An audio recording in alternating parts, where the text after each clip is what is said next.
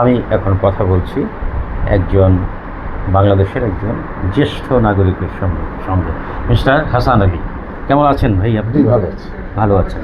আচ্ছা, হাসান ভাইয়ের কাছে আমার যেটি জানার বিষয় সেটি হচ্ছে যে বাংলাদেশের বর্তমান প্রবীণদের অবস্থা, অর্থাৎ জ্যেষ্ঠ নাগরিকদের অবস্থা কেমন, আপনি সংক্ষিপ্ত আকারে বলবেন তাহলেই চলবে। অনেক ধন্যবাদ। বাংলাদেশে এই মুহূর্তে 60 বছরের বেশি বয়সী প্রবীণের সংখ্যা 2 কোটি, মোট জনসংখ্যার 11%। যে বহু দেশের জনসংখ্যাও এর থেকে কম আছে। পৃথিবীর বহু দেশ আছে যাদের এতখানি জনসংখ্যা। 2 কোটি লোকের তার ভরণ পোষণ, খাওয়া দাওয়া, চিকিৎসা সেবা এগুলি একটা রাষ্ট্র পরিচালনার চাইতে কম। কিন্তু আমাদের দেশের আর্থসামাজিক প্রেক্ষাপটে দেখতে পাই যে বাংলাদেশে প্রবীণদের একটা বড় অংশ দরিদ্র সীমার নিচে অবস্থান করে। প্রায় হিসাবে দেখা যাচ্ছে যে 80%-এরও বেশি প্রবীণ দরিদ্র সীমার মধ্যে আছে। তাদের সেভিংস নাই, বা ছেলে মেয়ে লেখাপড়া করানোর জন্য নানাভাবে তাদের পুঁজি শেষ হয়েছে, বা তাদের জমি জমা আয় যদি থেকে থাকে সেগুলি খরচ করে ফেলেছে, বা ছেলের মেয়ের বিয়ে শাদী কিংবা তার চিকিৎসার ক্ষেত্রেও একটা অনেক প্রবীণ আছে দরিদ্র হয়ে গেছে, একটা বড় রোগ হয়েছে সেজন্য হয়েছে। তো বাংলাদেশের প্রবীণরা বেশিরভাগ প্রবীণরা আমাদের মানে ফ্যামিলিতেই থাকে, তাদের বসবাস পরিবারের সাথে। কারণ আমাদের ধর্মীয় মূল্যবোধ, সামাজিক মূল্যবোধ যে জায়গায় আছে, সেই কারণে আমাদের দেশে বৃদ্ধাশ্রম গড়ে উঠলেও সেগুলি আর সেভাবে কার্যকর না। সারা দেশের যে বৃদ্ধাশ্রমগুলি আছে আমি সবগুলি দেখেছি, দেখে আমার কাছে মনে হয়েছে 1,500-2,000 লোক প্রবীণ নিবাসে থাকে। এইটা আমাদের বহু হাসপাতালের বারান্দাও, চিকিৎসার অপেক্ষায় 2-3টে হাসপাতালের বারান্দাও 1,000-1,500 প্রবীণ পড়ে থাকে। তো আমার কাছে মনে হয়েছে যে আমাদের দেশের প্রবীণদের যে মানে সুযোগ সুবিধা থাকার দরকার সেটা প্রয়োজনের থেকে অনেক কম।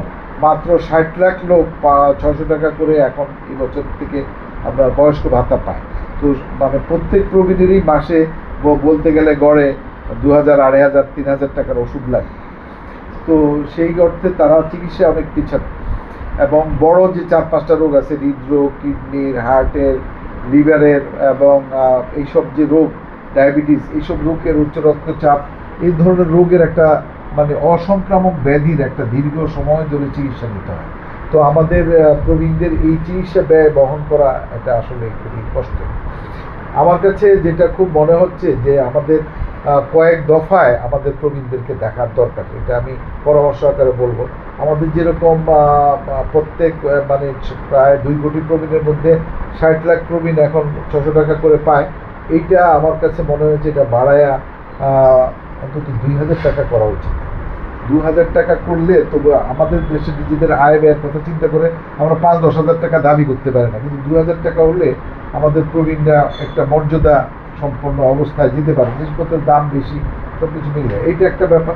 আর হলো যে যে সমস্ত অসংক্রামক ব্যাধি আছে সেই ব্যাধিগুলির জন্য যেমন অন্যরা রেশনে চাল ডাল তেল পায়, এরকম প্রবীণরাও রেশনে তাদের একটা কার্ড থাকবে, তারা ডায়াবেটিসের ওষুধ, তারপর উচ্চ রক্তচাপের ওষুধ, অ্যাজমার ওষুধ, যেগুলি তার সবসময় খেতে হয়, তার হৃদরোগের ওষুধ, এগুলি তারা একটা সাশ্রয়ী মূল্যে, সরকারের যেমন এসেনশিয়াল ড্রাগ আছে, বা সরকারের হসপিটাল থেকে তার এই ওষুধগুলি প্রত্যেক মাসে আসা, সেজন্য 1 মাসের ওষুধ নিয়ে যেতে পারে।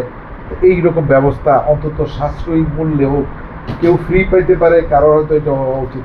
আর একটা জিনিস হতো যে বাংলাদেশে যেটা নাই, চিকিৎসা ক্ষেত্রে যেমন সিনিয়র সিটিজেনদের জন্য সরকার ওয়ার্ড করেছিল, কিন্তু সেটাও আর পরবর্তী সময় কার্যকর হয় না। কিন্তু আমরা একটা জিনিস ভুলে যাই যে আমরা শিশুদেরকে যে ওষুধ দেই, কেমন একই সাথে একজন প্রবীণ কিন্তু শিশুর পর্যায়ে চলে যায় একটা সময়, তার শরীরে রোগ প্রতিরোধ ক্ষমতা অন্যান্য সব কিছু কমতে থাকে, তাদের ডোজটাও কিন্তু আসলে আমাদের এখন জেনেটিক মেডিসিন এটাকে প্রসার ঘটানো উচিত। আমাদের অনেক প্রবীণের আছে ওষুধ খেয়ে এটা পার্শ্ব প্রতিক্রিয়া হয়, অনেক সময় তার এগুলি কষ্ট বাড়াইয়া দেয়, সেটা এগুলি আসলে বিবেচনা করা উচিত, জেনেটিক এক্সপার্ট বাংলাদেশে গড়ে তোলা উচিত। এবং আমার যেটা মনে হয় যে বাংলাদেশের প্রবীণের যে ব্যবস্থা আছে, প্রত্যেক বিভাগে অন্তত 500 শয্যার একটা জেনেটিক হসপিটাল থাকলে এইখানে লং টার্ম কেয়ার, এখানে নার্সিং, এখানে যারা কেয়ার গিভার আছে তাদের ট্রেনিং, এখানে তাইলে একটা জিনিস হবে। আর একটা জিনিস আমাদের খুব মনের মধ্যে রাখতে হবে যে আমাদের সমাজটাকে আপনি যতই আমরা যত কথাই বলি, সমাজটা একটা মুখোশ পরা সমাজ। সেটা পরিবারে বলেন আর সব জায়গায় বলেন, এই মুখোশ খুলে গেলে আসল চেহারাটা দেখলে সেটা কিন্তু মানে খুবই দুঃখের চেহারা। তো আমাদের প্রবীণদের জন্য এই মুখোশটা তাড়াতাড়ি খুলে যায়।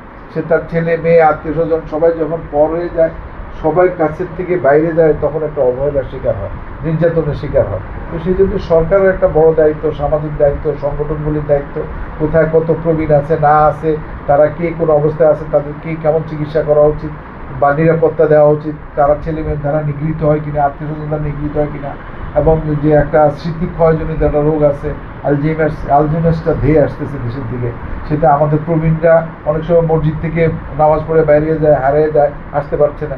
তো সেই আলঝেইমার্স রোগীদের জন্য একটা মানে স্বাভাবিক অবস্থা থাকা উচিত।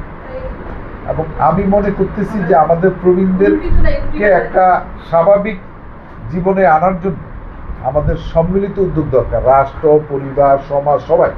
এখন আমাদের কেউ কথা প্রবীণ বিষয়ক কথা উঠলেই আমরা সরকারের দিকে কথা বলি যে সরকার কি করছে, কিন্তু যিনি প্রবীণ হয়েছেন তার নিজের প্রস্তুতি কি ছিল, সে এই প্রবীণ বয়সে তার নিজের জন্য কি করবে, পরিবারের দায়িত্ব কি ছিল, এইগুলি আসলে আমরা কম্পার্টমেন্ট দেখি, ভাগ করে দেখার কোনো সুযোগ নেই।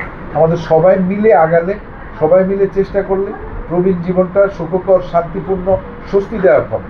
আপনাকে ধন্যবাদ। আচ্ছা, অনেক চমৎকারভাবে তিনি পুরোটি বিষয় ব্যাখ্যা করে বুঝিয়ে দিয়েছেন আসলে বাংলাদেশের প্রবীণদের অবস্থা কি আছে, কি হওয়া উচিত। যেটি উনি বলেছেন সেটি কোনো বাগাড়ম্বর নয়, এটি অত্যন্ত স্বাভাবিক এবং ন্যায্য দাবি প্রবীণদের, কিন্তু সেটি কোনো দিন এই দেশে বাস্তবায়ন হবে কি না আমি জানি না। আমি হতাশার কথা বলছি না, আমি আশার কথাই বলছি, যে আশার বাণী উনি শুনিয়েছেন, অর্থাৎ প্রবীণদের এই সুযোগ সুবিধা থাকা উচিত, সেটি কোনোটিই নেই, কোনোটি থাকবেও না, এটি হচ্ছে বাস্তবতা। তারপরেও আমরা আশা করি যে একদিন বাংলাদেশে প্রবীণ জনগোষ্ঠীর যে কথাগুলো উনি বলেছেন সেরকম একটি সম্মানজনক পর্যায়ে তারা পৌঁছতে পারেন, সেটাই হচ্ছে আমাদের প্রাপ্তি। প্রিয় দর্শক শ্রোতা, আপনারা যে যেখানে আছেন ভালো থাকুন, সুস্থ থাকুন। আপনাদের সঙ্গে আবার দেখা হবে আরেকটি ভিডিও নিয়ে। ততক্ষণ ধন্যবাদ, আপনাকেও ধন্যবাদ।